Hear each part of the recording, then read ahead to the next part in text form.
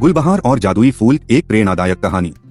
एक दूर गांव में गुलबहार नाम की एक छोटी सी लड़की रहती थी। वह बहुत ही मेहनती, दयालु और समझदार थी। उसके माता पिता अब इस दुनिया में नहीं थे और वह अपनी नानी के साथ एक पुरानी सी झोपड़ी में रहती थी। उनका गुजारा जंगल से लकड़ियां लाकर और गांव में बेचकर होता था। गुलबहार हर सुबह जल्दी उठती, अपनी नानी के लिए नाश्ता बनाती और फिर जंगल की ओर निकल जाती। उसे मालूम था कि जीवन कठिन है, लेकिन उसने कभी हार नहीं मानी। एक दिन जब वह जंगल में लकड़ियां बीन रही थी, उसकी नजर एक अनोखे फूल पर पड़ी। वह फूल सुनहरे रंग में चमक रहा था और उसमें से एक खास सुगंध आ रही थी।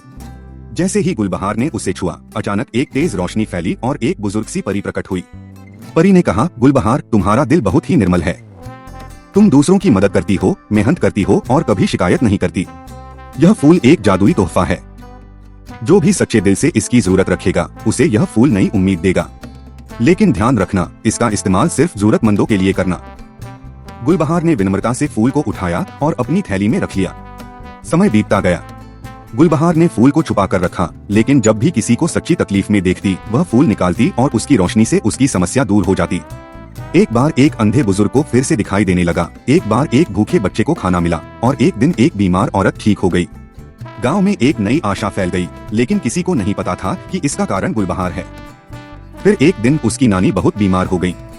गुलबहार ने फूल को अपने हाथों में लिया, दिल से दुआ की और उसे अपनी नानी के पास रख दिया। फूल चमक उठा और उसकी नानी धीरे धीरे ठीक होने लगी।